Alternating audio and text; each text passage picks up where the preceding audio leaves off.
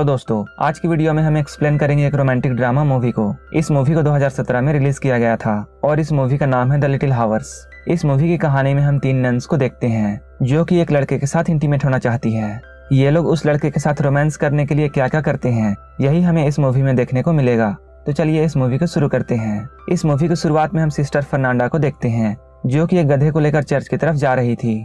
Church में उसकी मुलाकात एक दूसरी नन से होती है और इस नन का नाम सिस्टर जेनवरा है। वो फर्नांडा से पूछती है, कल रात तुम कहाँ थी? फर्नांडा कहती है, मैं इस गधे को पकड़ने गई थी क्योंकि ये गधा चर्च से छूटकर भाग गया था। जेनवरा उससे पूछती है, हर रोज ये गधा कैसे भाग जाता है? ये दोनों एक दूसरे से बात कर रही होती है। उसी वक्त वहाँ से एक माली गुजर रहा होता है और वो माली इन दोनों को गुड मॉर्निंग कहता है, लेकिन बदले में ये दोनों उसे बुरा भला कहने लगती है और उसे गालियां देने लगती है। इसके बाद जेनवरा हेड सिस्टर के पास जाती है और उसे उस गधे के बारे में बताती है। वो कहती है इस गधे को संभालने की जिम्मेदारी उसे दी जाए। यहीं पे हम एक दूसरी सिस्टर को देखते हैं और इस नन का नाम सिस्टर अलेक्जेंड्रा है जो कि अपने रूम में बैठी होती है। सिस्टर अलेक्जेंड्रा अब चर्च में नहीं रहना चाहती है और वो अब अपने लाइफ को एंजॉय करना चाहती है और बाहर जाकर अपनी लाइफ को जीना चाहती है। दूसरे दिन सिस्टर अलेक्जेंड्रा के फादर उससे मिलने के लिए आते हैं। वो उसे बताते हैं उसके लिए कोई अच्छा लड़का नहीं मिल रहा है क्योंकि लड़के वाले बहुत ज्यादा दहेज मांगते हैं। इस पर सिस्टर अलेक्जेंड्रा कहती है, अगर वो चर्च में पैसे देना बंद कर दे तब दहेज के लिए पैसों का इंतजाम हो जाएगा।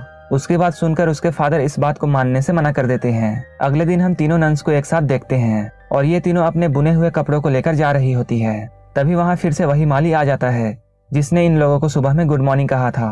वो माली इन लोगों को गंदी नजरों से देखता है। ऐसा करते हुए तीनों नन्स उसे देख लेती हैं और ये तीनों मिलकर उस माली को खूब गालियां देती हैं और इसके बाद उसकी पिटाई भी कर देती हैं। वहीं दूसरी ओर हम फादर तोमासो को देखते हैं जो कि सिस्टर्स के बुने हुए कपड़ों को बाजार में लेकर जाने वाला था और वो बाजार की तरफ निकल जाते हैं। रास्ते में उनकी मुलाकात उसी माली से होती है। वो माली फादर से कहता है अब वो चर्च में काम नहीं करना चाहता है क्योंकि उन तीनों नन्स ने उसे बहुत पीटा है और उसे बहुत सारी गालियां भी दी हैं। फादर तोमासो उसे समझाने की पूरी कोशिश करते हैं और वो कहते हैं अब ऐसा कुछ भी नहीं होगा, तुम इस चर्च को छोड़कर मत जाओ। लेकिन वो माली फादर की बात नहीं मानता है और वहां से चला जाता है। इसके बाद हम इस मूवी में लॉर्ड ब्रूनो को देखते हैं जो कि अपनी बीवी फ्रांसिस्का के साथ बैठकर खाना खा रहा होता है।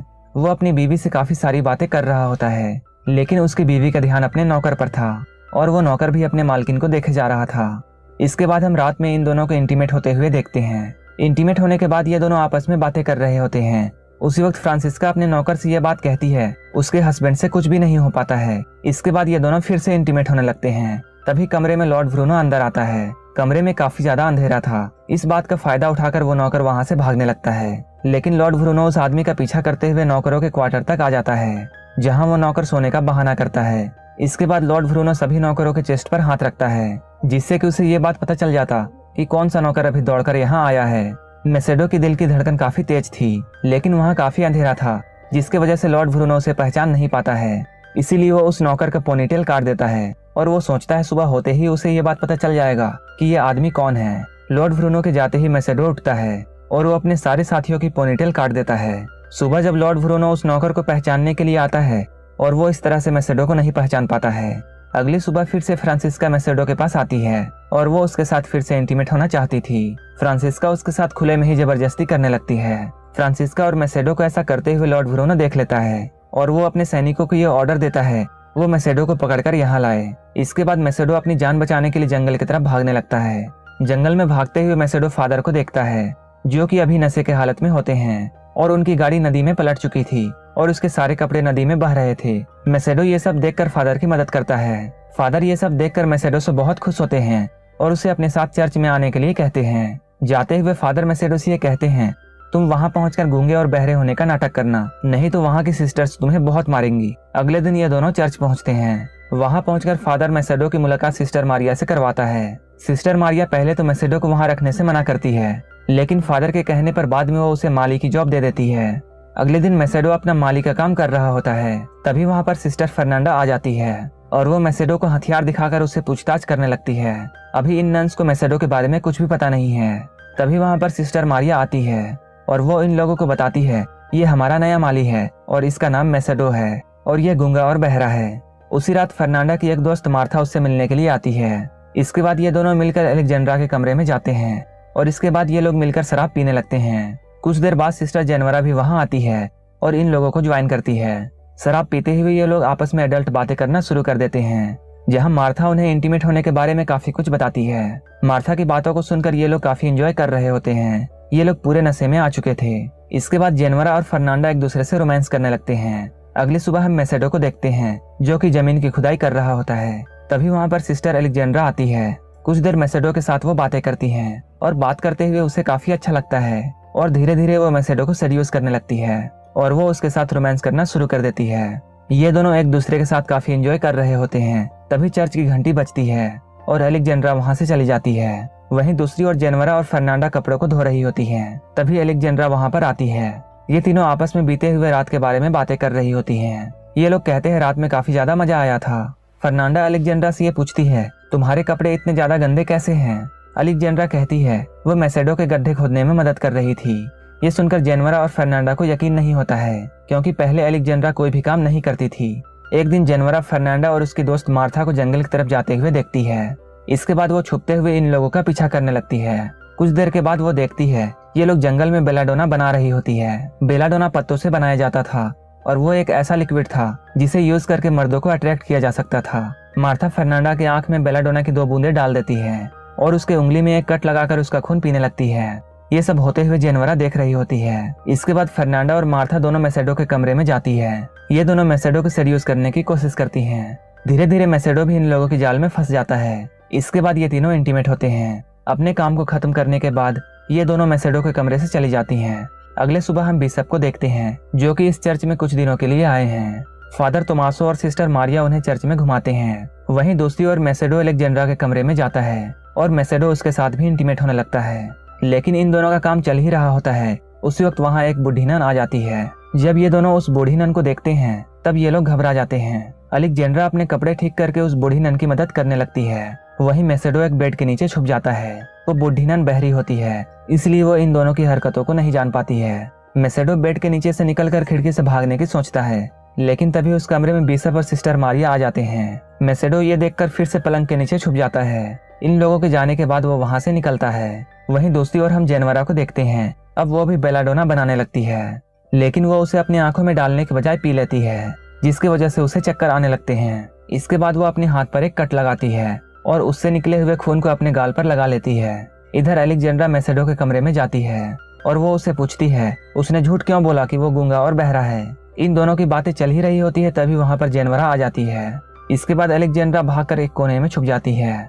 जेनवरा के दिमाग में बेलाडोना का नशा छाया हुआ था, जिस वजह से वो मैसेडो के पास जाते ही उससे रोमांस करने लगती है। लेकिन तभी उसे फर्नांडा की आने की आवाज सुनाई देती है। इसके बाद वो भी जल्दी से भागकर कोने में छुप जाती है, जहां उसकी मुलाकात अलेक्जेंड्रा से होती है। ये दोनों एक दूसरे को देखकर वहां चौंक जाते हैं। ये दोनों एक दूसरे को देखकर बहुत हैरान होते हैं। इसके बाद उस कमरे में फर्नांडा आती है और वो चाकू दिखाकर मैसेडो को किडनैप कर लेती है और उसे जंगल में ले जाने लगती है। अलेक्जेंड्रा और जेनवरा दोनों उसका पीछा करती हैं। जब ये लोग जंगल में पहुंचते हैं तब ये लोग कुछ अलग ही चीज देखते हैं। ये लोग देखते हैं जंगल के बीचों बीच आग जली हुई है और उस आग के चारों ओर चुड़ैलें नाच रही हैं। वहीं पास में मैसेडो भी पड़ा हुआ है, जिसे इन लोगों ने रस्सी में बांध दिया है। ये सब देखकर ये दोनों समझ जाती हैं कि फर्नांडा और मार्था मैसेडो की बलि चढ़ाने वाले हैं।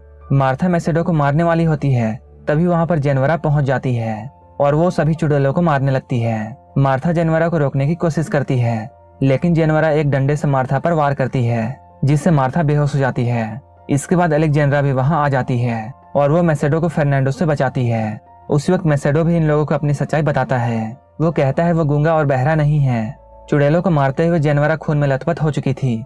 इसके बाद वो चर्च की तरफ भागने लगती है। वो चर्च पहुंचकर चिल्लाने लगती है और सभी लोगों को एक जगह जमा करती है। जेनवरा की शोर सुनकर बिशप भी वहाँ आ जाते हैं। वो बिशप से कहती है फर्नांडा एक डायन है। तभी वहाँ पर फर्नांडा, अलेक्जेंड्रा और मैसेडो भी आ जाते हैं। ये सब देखकर बिशप सिस्टर मारिया को बाहर बुलाते हैं, लेकिन उसी वक्त सिस्टर मारिया के कमरे से फादर तोमासो बाहर निकलता है, जिसे देखकर सब लोग बहुत हैरान होते हैं। अगली सुबह हम बिशप को देखते हैं, जो कि सभी लोगों को सजा सुना रहा होता है। वो फादर तोमासो को एक दूसरे चर्च में भेज देता है, जहाँ सिर्फ मर्द रहते थे।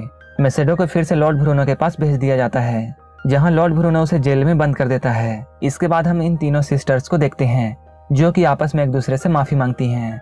अब इन तीनों को मैसेडो की बहुत चिंता हो रही थी। वहीं दूसरी ओर हम मैसेडो को देखते हैं, जो कि जेल में अपनी सजा को काट रहा होता है। तभी वहाँ पर लॉर्ड ब्रूनो आता है। लॉर्ड ब्रूनो कहता है उसने अपनी बीवी को कुत्तों और सुअरों के साथ बांध दिया है। वो ये भी कहता है जब तक उसका मन करेगा वो अपनी बीवी को जिंदा रखेगा, और वो मैसेडो से ये भी कहता है कि वो उसे किस तरह से टॉर्चर करने वाला है। कुछ देर बाद उस जेल में एक कछुआ आता है जिसके पीठ पर एक मोमबत्ती लगी हुई होती है। उस कछुए को उन तीनों सिस्टर्स ने वहां भेजा था ताकि सैनिकों का ध्यान इस कछुए में लग जाए और ये तीनों मैसेडो को आजाद कर सके। जैसे ही जेल के सैनिक उस कछुए के पीछे जाते हैं, सिस्टर्स वहां आकर मैसेडो को नन वाले कपड़े पहना देते हैं और उसे अपने साथ वहां से लेकर निकल जाते हैं। जेनवरा मैसेडो की जगह एक पुतला रख देती है, जिसकी वजह से सैनिकों को ऐसा लगता है कि वो पुतला मैसेडो है। इसके बाद ये चारों खुशी खुशी जंगल की तरफ भागने लगते हैं। ये चारों आपस में बहुत खुश होते हैं। इधर मारिया की मुलाकात जंगल में भटक रहे फादर तोमासो से होती है। ये दोनों भी एक दूसरे को देखकर बहुत खुश होते हैं। तभी इन लोगों को कुछ आवाजें सुनाई देती हैं। उस आवाज को सुनकर ये दोनों छुप जाते हैं। ये लोग देखते हैं ये चारों कोई और नहीं बल्कि तीनों सिस्टर्स और मैसेडो हैं।